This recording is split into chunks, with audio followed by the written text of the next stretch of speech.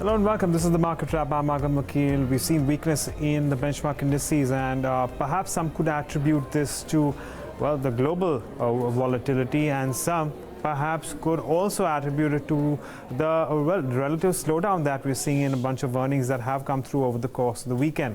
But let's talk about how indices have moved and its constituents. Starting off the gainers, we do have gains in BPCL, which is up 2.5%. But if you leave BPCL and TCS out, we don't have any of these gainers moving higher than 1% in today's day of trade. On the other hand, significant momentum towards the downside, which would include something like a Z Entertainment or a Titan.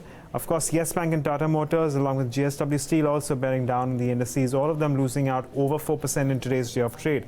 In the broader market, if you consider the NSE 500, we have less than one gainer for two losers. PC Jeweler and Security and Intelligence are the only two advancing by over 10%.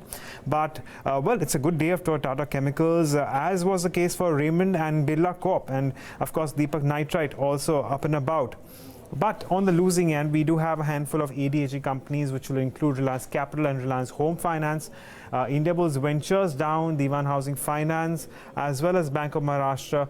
And don't forget some of these stocks like Motherson Sumi, which do have a significant global exposure, which is why that particular one has also been hit by as much as 5.6%.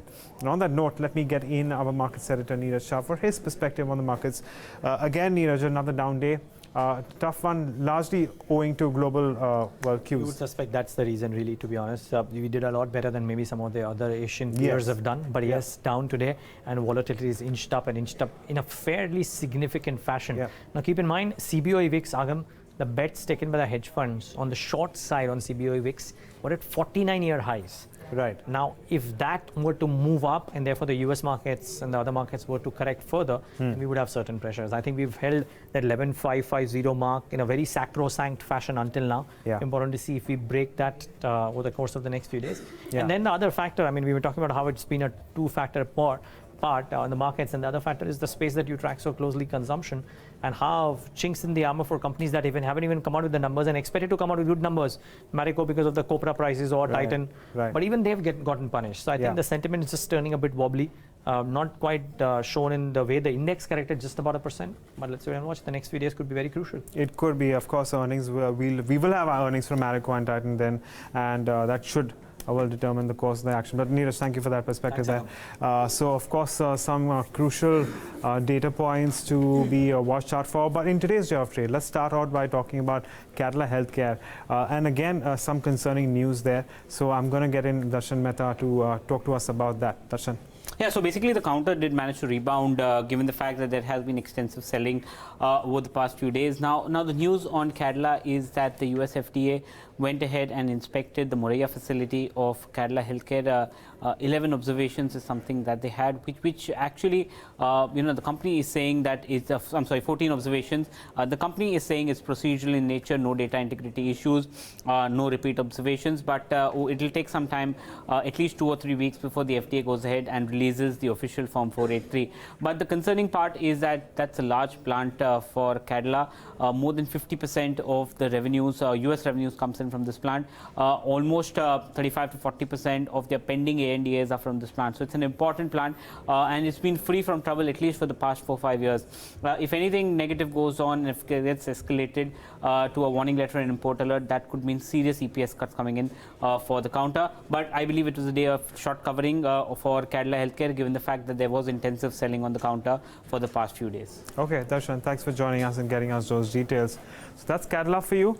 But after we have spoken about so much weakness, let's also talk about two stocks which are actually bucking the trend. And I'm going to get in Sharad Dubey to talk to us about that. Sharad, what's on your list today? Well, over the weekend, I think Federal Bank came out with a good set of operational numbers, and basically these operational numbers were led in by higher fee income, which actually led to higher other income. Apart from this, if we see the stock price almost touched the 100 rupee mark. So if we see this as seen a achievement of almost the highest since almost a year. So basically, almost we can say, Agam, it's almost at a 52-week high.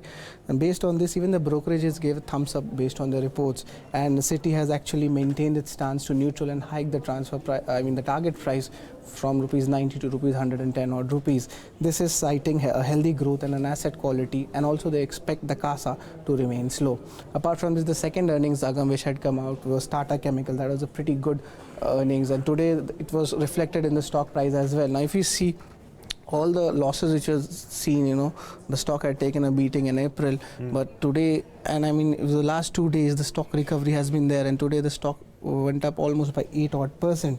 So basically they had a good quarter, but there, let me tell you, there was a gain of around 854 crore rupees. This was due to in the base quarter because there was a sale of the fertilizers of its Yara business. Apart from this, domestic revenues did see a growth of around 25%, and even international business, especially in US and your Africa business, did see higher levels of utilization. So all in all, like today it itself was a dim day, but these two stocks really did well based on the earnings reaction. Right, sure. Thank you for bringing us those stocks which are also in focus on the gaining end. But well, as Neeraj has suggested, we still have a lot of earnings to come through, and that should determine the course of the markets. Not to forget, the kind of impact that global cues have had on our markets so far hasn't exactly been as expected, or perhaps something that those who are long in the markets would want for. So we're going to keep an eye on some of these factors as we move into this trading week. And on that note, it's a wrap on the market wrap, but we'll lost my lineup. Stay tuned to Bloomberg 20 bringing you more.